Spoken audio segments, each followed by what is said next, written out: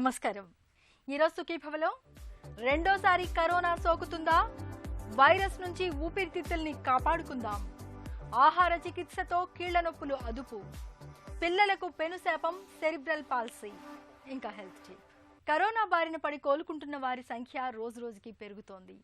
ప్రస్తుత పరిస్థితుల్లో ఇదొక ఆశావహ పరిణామం. అయితే కరోనా వచ్చి తగ్గినప్పటికీ కొంతమందిలో రెండోసారి కరోనా సోకుతోందంటూ ఇటీవల వార్తలు వినిపిస్తున్నాయి. దీంతో మనందరిలో ఒక రకమైన భయం నెలకొంది. కరోనా వచ్చి నయమైన వారందరిలోనూ ఇంకోసారి కరోనా వస్తుందా, లేక కొందరిలో మాత్రమే రెండోసారి కరోనా వస్తుందా? ఇవన్నీ ప్రస్తుతానికి ప్రశ్నార్థకాలే. కోవిడ్ బారిన పడి కోలుకున్న వారిలో కరోనా రెండోసారి ఎందుకు వస్తోందన్న విషయం గురించి నిపుణులు ఏం చెప్తున్నారో ఇప్పుడు తెలుసుకుందాం.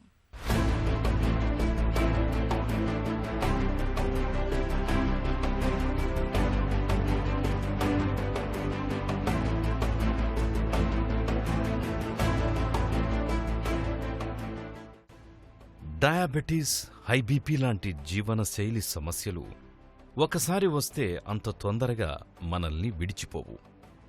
చాలా సందర్భాలలో వాటిని జీవితాంతం మందులతో నియంత్రించుకుంటూ బతుకు బండిని లాగించాల్సి వస్తుంది. అలాగే ఇక కొందరిలో గుండెపోటో, క్యాన్సరో, పక్షవాతమో వస్తుంటాయి. అయితే అవి ఒకసారి వచ్చి వెళ్ళాక మళ్లీ రావా అంటే మన జీవనశైలి మునుపట్లాగే ఉంటే ఖచ్చితంగా రెండోసారి గుండెపోటు, పక్షవాతం, క్యాన్సర్ల లాంటివి తిరగబెట్టే అవకాశం ఎప్పుడూ ఉండనే ఉంటుంది. అయితే కొన్ని రకాల వైరసులతో వచ్చే జబ్బులు ఒకసారి వస్తే ఇంకోసారి రావు అని డాక్టర్లు చెబుతారు. బాల్యంలో టీకాలు తీసుకుంటే చాలా జబ్బులు జీవితంలో ఇక ఎప్పుడూ రావు అన్నది వైద్యులు చెప్పే విషయం. అది చాలా వరకు నిజమే. అయితే ప్రస్తుతానికి వ్యాక్సిన్ అంటూ లేని కరోనా విషయంలో ఒకసారి వచ్చి వెళ్ళాక శరీరంలో యాంటీబాడీస్ తయారవుతాయి. కాబట్టి ఇంకోసారి రావు అన్నది ఎక్కువగా విశ్వసిస్తున్న అంశం. అయితే వైరస్ మ్యూటేట్ అయి రెండోసారి కూడా రావొచ్చు అని కొన్ని ఘటనలు రూఢి చేస్తున్నాయి. దాదాపుగా ఏ వైరస్ అయినా కూడా వైరస్ శరీరంలోకి వచ్చేసిన తర్వాత కొన్ని రోజుల్లోనే యాంటీబాడీస్ తయారు చేసుకోవాలి. దాదాపుగా ఐజీఎం యాంటీబాడీస్ అంటూ చాలా తాత్కాలికంగాను, చాలా పెద్ద మొత్తంలోనూ, చాలా త్వరితంగానూ తయారయ్యే యాంటీబాడీస్ ఏదైతే ఉంటాయో అవి దాదాపుగా 5 నుంచి 7 రోజుల్లో మొదలవుతూ ఉంటాయి. దాదాపుగా 15 నుంచి 20 రోజుల్లో గ్రాడ్యువల్గా తగ్గిపోతూ ఉంటాయి. ఆ తర్వాత కాలక్రమేణా అవి కనిపించే అవకాశం చాలా తక్కువ. వీటిని ఐజీఎం యాంటీబాడీస్ అంటూ ఉంటారు. కేవలం తాత్కాలికంగా మాత్రమే ఉంటాయి. తాత్కాలికంగా మన శరీరాన్ని వైరస్కి వ్యతిరేకంగా పోరాటం చేయడానికి ఇవి చాలా వరకు మన సఫలీకృతం చేస్తూ ఉంటాయి. అయితే దీర్ఘకాలికంగా మనం రక్షించుకోవడానికి ఆ వైరస్ యొక్క జ్ఞాపకాన్ని మన శరీరాన్ని గుర్తుపెట్టుకొని తిరిగి ఇంకొకసారి ఆ వైరస్ ఇన్ఫెక్షన్ మన శరీరం పైన అటాక్ చేయకుండా ఉండడం కోసం మన శరీరంలో ఐజీజీ యాంటీబాడీస్ అంటూ కూడా తయారవుతూ ఉంటాయి. ఈ ఐజీజీ యాంటీబాడీస్ కాస్త నెమ్మదిగా తయారవుతాయి. అంటే 10-15 రోజుల తర్వాత నెమ్మదిగా తయారవడం మొదలుపెట్టిన తర్వాత 25-30 రోజుల్లో మనకి దాదాపుగా రక్తంలో కనపడుతూ ఉంటాయి. ఆ తర్వాత కొన్ని నెలలు, సంవత్సరాలు దాదాపుగా ఉండే అవకాశం ఉంటుంది. కొద్దిమందికి ఎవరికైతే కొద్దిగా కంటే కాస్త పెద్ద మొత్తంలో లక్షణాలు కనపడ్డాయో అటువంటి వారిలో కేవలం 15% మందికి మాత్రమే యాంటీబాడీస్ తిరిగి వెళ్ళిపోయినట్టుగా కనపడుతోంది. అంటే వీరందరూ కొన్ని నెలల వరకు దాదాపుగా బాగానే ఉంటున్నారు. చాలామంది చాలా సమృద్ధిగా వారి శరీరంలో యాంటీబాడీస్ తయారు చేసుకుంటున్నారు. అంటే వ్యాధి లక్షణాలు బాగా ఉన్నటువంటి వారిలో మాత్రమే పెద్ద మొత్తంలో యాంటీబాడీస్ తయారవుతున్నట్టుగా మనకు తెలుస్తోంది. కానీ ఇది కూడా తాత్కాలికమే. ఎందుకంటే అందరిలో కూడా అలా ఉండే అవకాశం లేదు. 2 సార్లు ఇన్ఫెక్షన్స్ వచ్చిన తర్వాత కూడా యాంటీబాడీస్ తయారు కాని వాళ్ళు కూడా ఇంకా మా పర్యవేక్షణలో ఉన్నారు. చికిత్స కంటే నివారణ ముఖ్యం అన్నది వైద్య నానుడి. నిజమే. మందుల కన్నా టీకా నయం అన్నది కూడా నిజమే. ఆ క్రమంలోనే మానవాళి అనేక జబ్బులకు టీకాలను కనిపెట్టింది కూడా. ధనుర్వాతం, కోరింత దగ్గు, కలరా, గదవబేళ్లలు, హెపటైటిస్, ర్యాబీస్ ఇలా అనేక జబ్బులకు ఇప్పటికే టీకాలు అందుబాటులో ఉన్నాయి. నిజానికి టీకాలు అనేవి జబ్బుల్ని రాకుండా నివారించేవి. అయితే ఇప్పటిదాకా అందుబాటులోకొచ్చిన టీకాలను పరిమితంగానే ఉన్నాయని ఒప్పుకోక తప్పని నిజం. నిజానికి అన్ని జబ్బులకు కూడా టీకాలు కనిపెట్టలేని పరిస్థితి. ఎందుకంటే ఒక జబ్బు తాలూకు వైరస్ తనను తాను మార్చుకోవడం మొదలుపెడితే వాటికి టీకాలు తయారు చేయడం కాస్త కష్టసాధ్యంగా మారుతుంది. అయినప్పటికీ ఓ దేశ జనాభాలో 60% మంది దాకా వైరస్ సోకితే ఆ రకంగా దాదాపు ఎక్కువ శాతం జనాభాలో అప్పటికే యాంటీబాడీస్ తయారవుతాయి. కాబట్టి టీకాతో పని లేకుండానే వైరస్ను ఎదుర్కొనే శక్తి సామర్థ్యాలు ప్రజల్లో అభివృద్ధి చెందుతాయి. కరోనా విషయంలో కూడా ఇలాంటి పరిస్థితిని కొట్టిపారేయలేం. కొంతమందిలో జన్యుపరమైన కారణాల చేత వచ్చే జబ్బుల వల్ల చేతనో వాళ్ళు తీసుకున్నటువంటి మందుల చేతనో తాత్కాలికంగా వాటికి విరామం జరుగుతుంది కాబట్టి పెద్ద మొత్తంలో సమృద్ధిగా తయారు కాకపోవచ్చు. అటువంటి వారికి మళ్ళీ ఇన్ఫెక్షన్స్ వచ్చినప్పుడు కొంచెం తీవ్రంగా ఉండే స్వభావం ఉంటుంది. ముఖ్యంగా పెద్దవాళ్ళు, వృద్ధులు, వాళ్ళలో యాంటీబాడీ తయారనేది పెద్ద గొప్పగా ఉండకపోవచ్చు. అలాగే డయాబెటీస్ ఉన్న వారిలో యాంటీబాడీస్ తయారైనా గొప్పగా పనిచేయకపోవచ్చు. అలాగే పసిపిల్లల్లో కొన్ని సందర్భాల్లో యాంటీబాడీస్ అనుకున్నంత మేరకు తయారు కాకపోవచ్చు. అలాగే దీర్ఘకాలిక వ్యాధులతో బాధపడేవారు, న్యూట్రిషన్ ఆహారం సమృద్ధిగా తీసుకున్నటువంటి వారు, ముఖ్యంగా కొన్ని మందులు రోగనిరోధక తగ్గించే మందులు, స్టీరాయిడ్స్, రకరకాల మందులు తీసుకునే అవయవాల మార్పిడి చేసుకున్నటువంటి వారు, ఇటువంటి వారిలో రోగనిరోధక సక్రమంగా ఉండడం కానీ వారికి సరిపడా యాంటీబాడీస్ తయారు చేసుకోవడం కానీ కొన్ని సందర్భాల్లో సాధ్యం కాదు. సో కాబట్టి వీళ్ళందరూ మరింత జాగ్రత్తగా ఉండాల్సిన అవసరం ఉంటుంది. అయినప్పటికీ కూడా వ్యాధి లక్షణాలు లేకుండానే చాలా సులభంగా వైరస్ వచ్చింది, పోయింది, నాకు యాంటీబాడీస్ వస్తాయి, ఇక మళ్ళీ రాదు, ఒకసారి వచ్చిందంటే అనుకునే భావన అందరిలోనూ సరికాదు. కొంతమంది చాలా తక్కువగా యాంటీబాడీస్ ఉన్న వారికి రెండోసారి, మూడోసారి వచ్చే సందర్భాలు కూడా ఉన్నాయి. 2 సార్లు వచ్చిన తర్వాత కూడా ఇంకా యాంటీబాడీస్ తయారు కాని వాళ్ళు కూడా ఇంకా మనకి చాలామంది ఉన్నారు. వైరస్ నుంచి మన శరీరాన్ని రక్షించుకోవడానికి రెండోసారి, మూడోసారి ఇన్ఫెక్షన్స్ వచ్చినప్పుడు కావాల్సినటువంటి సామాగ్రి, సరంజామా అంతా కూడా శరీరంలో ఎప్పటికీ నిక్షిప్తమై ఉంటుంది. కాబట్టి రెండోసారి ఇన్ఫెక్షన్ వచ్చినా దాన్ని చాలా చక్కగా హ్యాండిల్ చేయగల శక్తి సామర్థ్యాలు మన శరీరానికి ఎప్పుడూ ఉంటాయి. కాబట్టి రెండోసారి ఇన్ఫెక్షన్ వచ్చిన విషయానికి భయపడాల్సిన అవసరం లేదు. అలా అని చెప్పేసి మనం ఎమరపాటుగా ఉండి అలసత్వం ప్రదర్శించేసి ఈ ఇన్ఫెక్షన్ వచ్చినా పర్వాలేదు, నేను ఈసారికి బాగైపోయాను అనుకోవడం అనేది తప్పవుతుంది. కాబట్టి ఎటువంటి జాగ్రత్తలు తీసుకోవాలి, ముందు ఎటువంటి జాగ్రత్తలు తీసుకున్నారో జాగ్రత్తగా ఉన్నారు, వైరస్ ఇన్ఫెక్షన్ వచ్చి పోయిన తర్వాత కూడా అటువంటి జాగ్రత్తలు తీసుకోవాలి. ఎందుకంటే శరీర ధర్మం ఎప్పుడూ మారుతూ ఉంటుంది. అది ఒక స్థితి, ఎప్పుడు ఒకేలాగా ఉండాల్సిన అవసరం లేదు. స్థితి ఎప్పుడు మారుతూ ఉంటుంది. కాబట్టి శరీర ధర్మంలో మన యొక్క శరీరం తయారు చేసుకునే పద్ధతి, ఒక వైరస్కి కానీ ఇన్ఫెక్షన్ కానీ వచ్చినప్పుడు మన శరీరం ప్రతిస్పందించే విధానం ఒక్కొక్కసారి ఒక్కో విధంగా భిన్నంగా ఉంటుంది. మనం ప్రతిసారి కూడా ప్రతి నెలకి 2 నెలలకి ఒకసారి మన శరీరంలో యాంటీబాడీస్ ఎంత చక్కగా ఉన్నాయి, ఎంత మోతాదులో ఉన్నాయి, అవి పెరుగుతున్నాయా, తగ్గుతున్నాయా, తద్వారా మనం ఎటువంటి జాగ్రత్తలు తీసుకోవాల్సిన అవసరం ఉందనే ఒక విషయం పట్ల మీకు అవగాహన ఉంటే భయపడక్కర్లేదు. కేవలం మనకు తెచ్చుకోబోతున్నటువంటి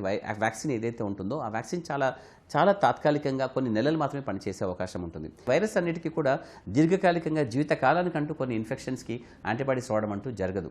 బహుశా ఈ వైరస్కి కూడా అటువంటి సందర్భం ఏదన్నా ఉంటే మనం రాబోతున్నటువంటి టీకాను కూడా దాదాపుగా 6 నెలలకు కానీ సంవత్సరానికి కానీ రెండోసారి మళ్ళీ తీసుకోవాల్సిన అవసరం ఉంటుంది. దాదాపుగా ఈ పాండమిక్ పోయేదాకా 6 నెలలకు కానీ సంవత్సరం కానీ రాబోతున్నటువంటి కొత్త టీకా తీసుకుంటే మనం రక్షించుకునే అవకాశం ఉంటుంది.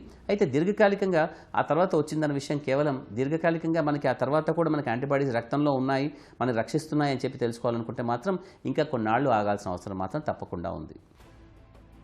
క్వారంటైన్, లాక్డౌన్ మార్గాలతో కరోనా మహమ్మారి ఉధృతిని కొంతమేరకైతే తగ్గించగలిగాం.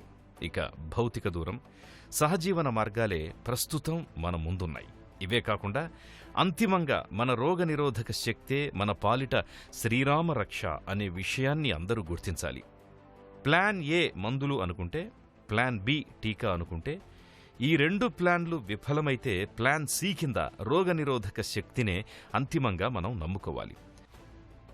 కరోనా ఒకసారి వచ్చిపోయాక ఇంకోసారి రాదు అని గాని, అలాగే కరోనా వచ్చిన వాళ్లలో కూడా మళ్లీ కరోనా తప్పక ఇంకొకసారి వస్తుందని గాని ఖచ్చితంగా చెప్పలేని సందిగ్ధ స్థితి ప్రస్తుతం నెలకొని ఉంది. ఈ నేపథ్యంలో శుభ్రత, సామాజిక దూరం పాటిస్తూనే మంచి జీవనశైలిని పాటించడం ద్వారా రోగనిరోధక శక్తిని పెంచుకొని కరోనా మహమ్మారి రాకుండా జాగ్రత్త పడొచ్చు. కోవిడ్-19 వైరస్ మనకు ప్రాణాధారమైన ఊపిరితిత్తుల్లో విధ్వంసం సృష్టిస్తోంది. వైరస్ ఒంట్లోకి చేరిన తర్వాత శ్వాసకోశ కణజాలాన్ని దెబ్బతీస్తోంది.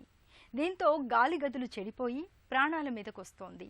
మొత్తంగా కరోనా వైరస్ మన ఆయువు పట్టుపైనే దెబ్బ కొడుతోంది. ఊపిరితిత్తులు బలంగా ఉన్నవారు కరోనా జబ్బును కాస్త గట్టిగానే ఎదుర్కోగలుగుతున్నా మిగతా వారు చేతులెత్తేస్తున్నారు. ఈ నేపథ్యంలో ఊపిరితిత్తులపై కరోనా దాడి గురించిన మరిన్ని వివరాలను ఇప్పుడు తెలుసుకుందాం. కరోనా కోవిడ్-19 అనే ఈ యొక్క వైరల్ ఇన్ఫెక్షన్ డ్రాప్లెట్ ఇన్ఫెక్షన్ ద్వారా ఒకరి నుంచి ఒకరికి స్ప్రెడ్ అవుతుందనేది మనందరికీ తెలుసు. ప్లస్ కొంత ఏరోజాల్ స్ప్రెడ్, అంటే గాలిలో కూడా ఒకరి నుంచి ఒకరికి స్ప్రెడ్ అవుతుందనేది మనకు అర్థమవుతున్నటువంటి అంశం. మనకి గాలిలో ఉన్న కానీ డ్రాప్లెట్ ఇన్ఫెక్షన్ కానీ మన శరీరానికి రావాలి అంటే మనం గాలి పీల్చుకున్నప్పుడు మన ముక్కు ద్వారా లోపలికి వెళ్ళాలి. మన ముక్కు ద్వారా వెళ్ళే సందర్భంలో మన ముక్కులో ఉన్నటువంటి అనేక రిసెప్టార్స్కి ఈ వైరస్ బాగా అటాచ్ అవుతుంది. అట్లా స్లోగా కింద జారుతూ ఓరోఫారింగ్స్ అంటాం, మన గొంతులోకి గొంతు నొప్పి రావటం, దగ్గు రావటం, ఆ తర్వాత స్లోగా అది ట్రికిల్ డౌన్ టు ఊపిరితిత్తుల్లోకి కూడా స్లోగా వెళ్తున్నది మనకి ఇప్పుడు దాకా అర్థమవుతుంది. ఊపిరితిత్తుల్లోకి వెళ్ళి ఊపిరితిత్తుల్లో కూడా ఈ రిసెప్టార్స్ ఏవైతే నేసల్ ముక్కులో ఉన్నటువంటి రిసెప్టార్స్ ఏవైతే ఉన్నాయో, నేసల్ మ్యూకోజా అంటాం, అక్కడ ఉన్నటువంటి మ్యూకోజాకి అటాచ్ అవుతుంది. అట్లాగే ఊపిరితిత్తుల్లో కూడా మ్యూకోజా మీద ఉన్నటువంటి రిసెప్టార్స్కి ఈ యొక్క వైరస్ అటాచ్ అయ్యి ఆ ఊపిరితిత్తుని అంతా కూడాను డిస్ట్రాయ్ చేస్తున్నట్టు మనకు తెలుస్తుంది. ఇది అన్ని వైరల్ ఇన్ఫెక్షన్స్ లాగానే శరీరంలో వన్స్ దాని ఎఫెక్ట్ మొదలైన తర్వాత ఒక ఉప్పెనలాగా మన మీద పడి మన మీద దాడి చేస్తుంది. అది చేసే డ్యామేజ్ అది చేసి వెళ్ళిపోతుంది. మనం దాని నుంచి క్లియర్ చేసుకోవాల్సిన పరిస్థితి. అదే ఏదైనా బ్యాక్టీరియల్ ఇన్ఫెక్షన్ అనుకుంటే మనం యాంటీబయాటిక్స్ ఇతరత్ర వాడుకునేదానికి అవకాశం ఉంది. ఇట్లాంటి వైరల్ ఇన్ఫెక్షన్కి చాలా సందర్భాల్లో ఏంటంటే మెడిసిన్ అంటూ స్పెసిఫిక్గా ఏమి ఉండకపోవచ్చు, సపోర్టివ్ ట్రీట్మెంటే ఎక్కువగా మనకు ఉంటుంది. ప్లస్ మనం ఇప్పుడు దాకా ప్రపంచవ్యాప్తంగా వస్తున్నటువంటి రిపోర్ట్స్ కానీ అటాప్సీ రిపోర్ట్స్ కానీ జబ్బు లక్షణాలు, జబ్బులో మనం చూస్తున్నటువంటి అనేక రకమైన క్లినికల్ సిమ్టమ్స్ ఇవన్నీ కనుక గమనించినట్టయితే ఊపిరితిత్తులో కొంత న్యూమోనియా ఫీచర్సే కాకుండా ఊపిరితిత్తులో ఉన్నటువంటి రక్తనాళాలు, చిన్న చిన్న రక్తనాళాల్లో కూడాను రక్తం గడ్డగట్టిపోయి అట్లాంటి సిచ్యువేషన్స్ కూడా ఉండి సడన్గా ప్రాణం మీదకి వచ్చే పరిస్థితి మనం ఎక్కువగా గమనిస్తూ ఉన్నాం. కాబట్టి ఒక పెథోఫిజియాలజీ ఒక రకంగా ఇదే కారణం చెప్పడం కాకుండా మల్టీ ఫ్యాక్టర్ 4-5 రకాలుగా మన శరీరం పైన ఈ యొక్క COVID-19 అనే వైరస్ దాడి చేస్తుంది. అందులో ప్రధానంగా ఊపిరితిత్తులను ఎఫెక్ట్ చేస్తుంది, న్యూమోనియాగా వస్తుంది, అట్లాగే రక్తనాళాల్లో రక్తం గడ్డగట్టి ప్రాబ్లం వస్తుంది, ప్లస్ ARDSకి దారితీస్తుంది. అట్లాగే మిగతా శరీర భాగాలన్నీ కూడాను చాలా ర్యాపిడ్గా ఎఫెక్ట్ అయిపోతున్నాయి. వన్స్ ఈ ఎఫెక్ట్ స్టార్ట్ అయిన తర్వాత దీని ఎఫెక్ట్ మిగతా భాగాల మీద చాలా స్పీడ్గా ఉంటుంది, ఎక్కువ సమయం మనకి ఇవ్వటం లేదు. కాబట్టి ఎర్లీగా మనకి సిమ్టమ్స్ వచ్చినప్పుడు దాన్ని మనం ఐడెంటిఫై చేసుకుని దానికి సంబంధించి వైద్య సపోర్టివ్ ట్రీట్మెంట్ ఏదైతే అవసరం ఎర్లీగా తీసుకోవడం అనేది అవసరం. జబ్బులు తగ్గి ఆరోగ్యం కుదుటపడేందుకు మందులు ఒకటే చాలవు. మందులతో పాటు ఆహారపరమైన జాగ్రత్తలు కూడా తీసుకోవాలి. కీళ్ల నొప్పులకు ఈ ఆహార సూత్రాలు వర్తిస్తాయి. ఉప్పు తగ్గిస్తే రక్తపోటు, పిండి పదార్థాలు తగ్గిస్తే షుగర్ జబ్బు అదుపులోకి వచ్చినట్లే చక్కటి ఆహార నియమాల్ని పాటించడం ద్వారా పోటెత్తే కీళ్ల నొప్పుల్ని చాలా వరకు అదుపులోకి తెచ్చుకోవచ్చు. నిత్యం నరకం చూపించే కీళ్ల జబ్బులతో బాధపడుతున్నప్పుడు ఎలాంటి ఆహార నియమాలు పాటించాలో ఇప్పుడు తెలుసుకుందాం.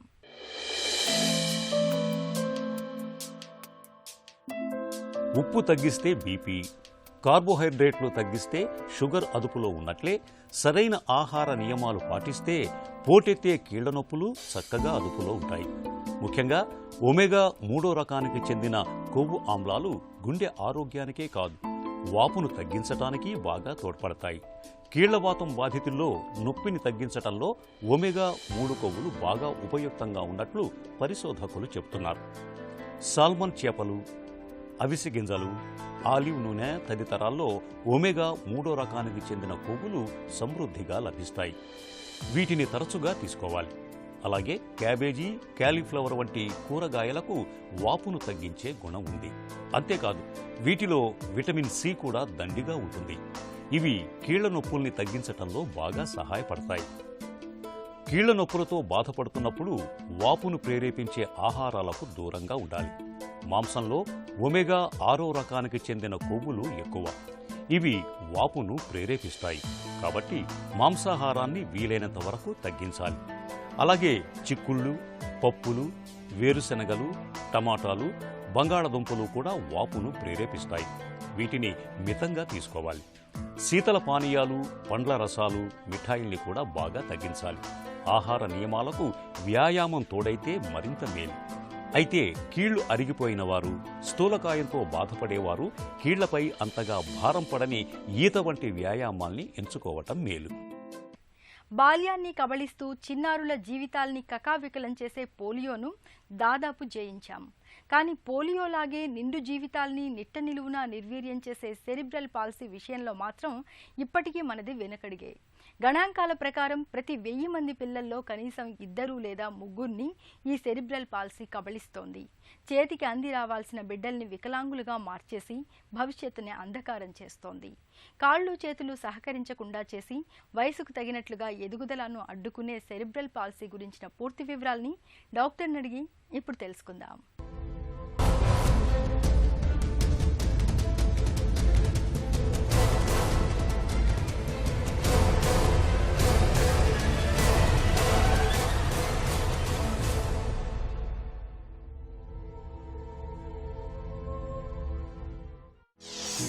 సెరిబ్రల్ పాల్సీ అంటే ఏంటి? ఈ సెరిబ్రల్ పాల్సీ అనేది ఒక వ్యాధి కాదు, అది ఒక రుగ్మత. అంటే ఇదేంటి, చాలామందికి ఇప్పుడు మిగతా ప్రాబ్లమ్స్ ఉన్నాయి అనుకోండి, కాలు వంకర, చెయ్యి వంకర, వెన్నుపూస వంకర అలాంటివి మనకి యాంటీనేటల్ స్కాన్లో తెలుస్తూ ఉంటాయి. కానీ సెరిబ్రల్ పాలసీ అనేది ఏంటంటే పుట్టేటప్పుడు బిడ్డకి ఆక్సిజన్ తక్కువ అవ్వటం వల్ల బ్రెయిన్లో కొంత భాగం డ్యామేజ్ అయ్యి దాని తాలూకు వచ్చే దుష్పరిమాణాల వల్ల వచ్చే ప్రాబ్లం సెరిబ్రల్ పాలసీ. వీళ్ళకి చిన్న వయసులో మనకి వెంటనే తెలియదు, కాదే ఇది డెవలప్మెంటల్ డిలే అని ఉంటుంది. అంటే సాధారణంగా ప్రతి పిల్లలందరికీ కూడా 3వ నెల వచ్చేటప్పుడు మెండలు పెడతారు, 6వ నెల వచ్చేటప్పటికల్లా కూర్చోగలుగుతారు, సంవత్సరం వచ్చేటప్పటికి లేచి 4 అడుగులు నడవటం అట్లాంటివి చేస్తూ ఉంటారు. ఎప్పుడైతే పిల్లలు 3వ నెల వచ్చినా, అంటే 4వ నెల వచ్చినా, 6వ నెల వచ్చినా మెండలు లేకపోయినా, 9వ నెల వచ్చినా కూర్చోలేకపోయినా, 2 సంవత్సరాలు వచ్చినా నడవలేకపోయినా డెవలప్మెంటల్ డిలే అంటారండి. ఈ డెవలప్మెంటల్ డిలే ఉన్నప్పుడు మనం సెరిబ్రల్ పాలసీ అని సస్పెక్ట్ చేసుకుంటాం. చిన్నారుల్లో సెరిబ్రల్ పాలసీకి కారణాలేంటి? ఎవరైతే పిల్లలు నెలలు నిండక ముందు పుడతారో, లేకపోతే బరువు తక్కువగా ఉండి పుడతారో, లేక కొంతమంది పిల్లలు పుట్టిన తర్వాత ఉమ్మనీరు తాగేయటం, లేకపోతే బాగా వెయిట్ తక్కువ రావటం, ఫిట్స్ ఉండటం, ఇలాంటి వల్ల ఎక్కువ ఈ సెరిబ్రల్ పాలసీ రావడానికి అవకాశం ఉంటుంది. ట్విన్స్లో ఒక బేబీ బాగుండి ఇంకో బేబీ బరువు తక్కువ ఉండటం అట్లాంటివి ఉంటుంది. సో అలాంటి వాళ్ళకి ఎక్కువ రావడానికి అవకాశం ఉంటుంది. లేక కొంతమంది పిల్లలకి ఫిట్స్ వస్తూ ఉంటాయి. అండ్ ఈ ఫిట్స్ వచ్చినప్పుడు ఏంటంటే మన సకాలంలో కరెక్ట్ ట్రీట్మెంట్ తీసుకోకపోవడం వల్ల ఆ బ్రెయిన్ కొంత ఆక్సిజన్ సప్లై తక్కువైపోయి బ్రెయిన్ కూడా డ్యామేజ్ అవుతుంది.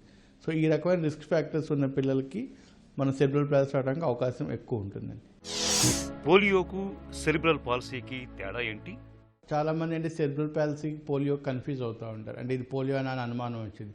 ఇప్పుడు ఇండియాలో అంటే పోలియో కంప్లీట్గా ఇరాడికేటెడ్. పోలియో అనేది అంటే వైరల్ ఇన్ఫెక్షన్ వల్ల దానివల్ల వస్తుంది.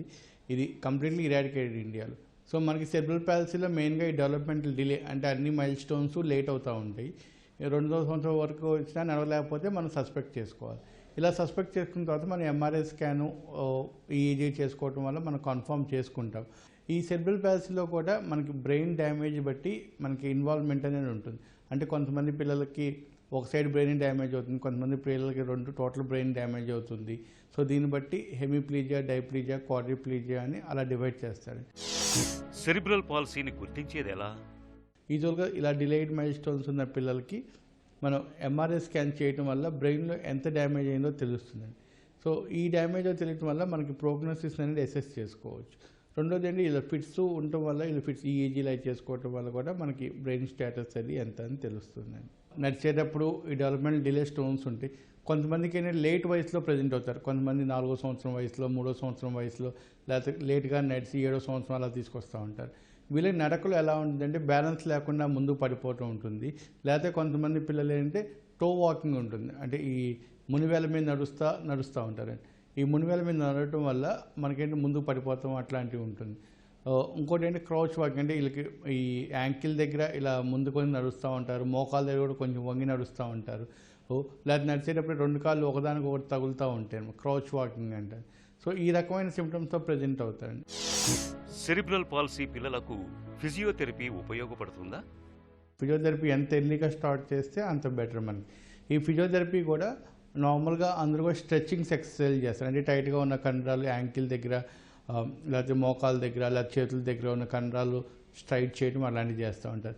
వీటితో పాటు కూడా main important exercise trunk balancing exercise అంటారు. వీరి పిల్లలందరికీ కూడా నడుము బాగా వీక్గా ఉంటుందండి. సో ఈ స్ట్రెచ్చింగ్స్తో పాటు నడుము గట్టిపడటానికి బాల్ మీద పడే ఎక్సర్సైజ్ కంపల్సరీగా చేసుకోవాలి. ఈ నడుము మీద బాల్ మీద పడుకోబెట్టి చేసే రోల్ ఓవర్ ఎక్సర్సైజ్ వల్ల ఈ కండరాలన్నీ కూడా స్ట్రాంగ్ అవుతుంది. ఇది ఫిజియోథెరపీ అనేది ఇంట్లోనే, బయట ఫిజియోథెరపిస్టే కాదు, ఇంట్లో వాళ్ళు కూడా ఎంతో కొంత టైం డైలీ ఈ రకమైన పిల్లలకి, వీళ్ళు స్పెషల్ చిల్డ్రన్ ఉంటారు కాబట్టి వీళ్ళకి మనం టైం కేటాయించి ఇంట్లో కూడా మనం ఫిజియోథెరపీ కంపల్సరీగా చేసుకోవాల్సి వస్తుంది. ఈ ఫిజియోథెరపీతో పాటు ఎప్పుడైతే పిల్లల వయసు, అంటే కొంతమంది మైల్డ్ కంట్రాక్చర్స్ ఉంటాయి, అంటే కండ కొంచెం టైటే ఉంటుంది. సో ఇలాంటి వాళ్ళు ఫిజియోథెరపీతో పాటు ఒక్కోసారి అవసరమైతే బోటాక్స్ ఇంజెక్షన్స్ అని ఇస్తాం. అంటే ఆ టైట్గా ఉన్న కండరాల దగ్గర ఈ బోటాక్స్ ఇంజెక్షన్స్ ఇవ్వడం వల్ల ఆ కండరాల టైట్నెస్ తగ్గి మనకి నడవటానికి దానికి హెల్ప్ఫుల్ అవుతుంది. చాలామంది బోటాక్స్ ఇచ్చాం కదా అని ఫిజియోథెరపీ ఆపేస్తారు. కానీ బోటాక్స్ ఇంజెక్షన్స్ అనేది మనకి 6 నుంచి 8 నెలల వరకే వర్క్ చేస్తుంది. సో ఈ టైంలో కనుక మన ఎక్సర్సైజ్ బాగా చేసుకుంటే, అంటే మనం ఇచ్చిన బోటాక్స్ వల్ల ఆ టైట్నెస్ తగ్గిపోయి వాళ్ళ నడక అనేది పెరుగుతూ ఉంటుంది.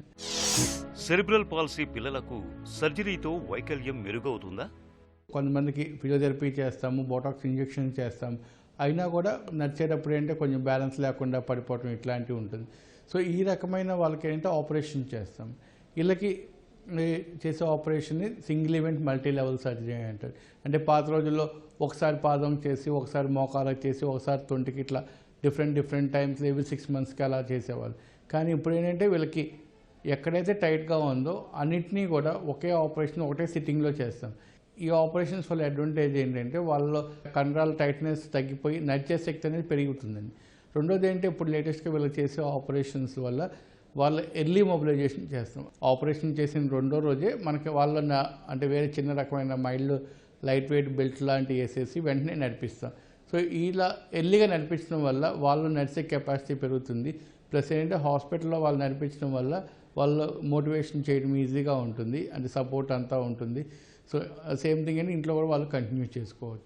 కొంతమంది పిల్లలు అంటే వాళ్ళకున్న సర్కమ్స్టాన్సెస్ వల్ల కానీ దానివల్ల కానీ బాగా లేట్గా వస్తారు. అంటే ఈవెన్ 10 సంవత్సరాల వయసు కానీ 15 సంవత్సరాల వయసుకి అట్లాంటివి వస్తాయి. సో ఆ రకమైన పిల్లలకు కూడా ఆ వయసుని బట్టి ఇప్పుడు ఆపరేషన్ చేసుకోవచ్చు. ఇప్పుడు కూడా మనకు ఒక్కొక్క దగ్గర అంటే 12-13 సంవత్సరాల పిల్లల్ని అంటే సరైన అవగాహన లేకుండా చిన్నప్పుడు ట్రీట్మెంట్ చేయకుండా ఇంట్లో ఉంచేసి వాళ్ళు మోసుకొస్తూ ఉంటారు పేరెంట్స్. అదేంటి చూసేది కూడా మనకు చాలా పెసిఫిక్గా ఉంటుంది. సో వీళ్ళకి ఏంటంటే మనం ఎప్పుడైతే ఈ అన్నీ లేట్గా అలా అంటున్నప్పుడు మనం ఎర్లీగా ఇంటర్వెన్షన్ వల్ల వాళ్ళ క్వాలిటీ ఆఫ్ లైఫ్ అనేది పెంచవచ్చు. వీళ్ళందరూ కూడా గవర్నమెంట్ స్కీమ్ నిరామయ అని ఒక గవర్నమెంట్ స్కీమ్ ఉంటుంది. దానిలో కూడా వీళ్ళకి ఎన్రోల్ అయితే గవర్నమెంట్ వీళ్ళకి ఏంటంటే ఒక 1 lakh వరకు కూడా వీళ్ళకి సపోర్ట్ కూడా ఉంటుంది. ఆపరేషన్ చేసిన, ఫిజియోథెరపీ చేసిన, ఈ బ్రేసెస్కి వాటికి సపోర్ట్ ఉంటుంది. సో ఈ సెరెబ్రల్ పాలసీ ఉన్న పిల్లలందరూ కూడా ఈ సెంట్రల్ గవర్నమెంట్ నిరామయ స్కీమ్లో ఎన్రోల్ అయితే అది వాళ్ళ ఫ్యామిలీకి కూడా బెనిఫిట్ అవుతుందండి. ఇక ఈరోజు కార్యక్రమాన్ని ముగించే ముందు ఆంధ్ర హాస్పిటల్ సమర్పించే ఒక చిన్న చిట్కా మీకోసం. మూత్రంలో మంట, తరచూ రక్తం కనిపిస్తున్నప్పుడు ధనియాలకు కొద్దిగా బెల్లాన్ని కలిపి ముద్దగా నూరి ఆ ముద్దను నిత్యం కొబ్బరి నీళ్లతో కలిపి తీసుకుంటూ ఉంటే మూత్రంలో మంట, మూత్రంలో రక్తం పడటం తగ్గుతుంది. సుఖీభవ కార్యక్రమానికి సంబంధించిన మీ విలువైన సూచనలు, సలహాల్ని వెంటనే మాకు రాయండి. మా చిరునామా Sukhibhava, ETV, Ramoji film city, Hyderabad 501512 లేదా sukhibhava@etv.co.in కు ఈమెయిల్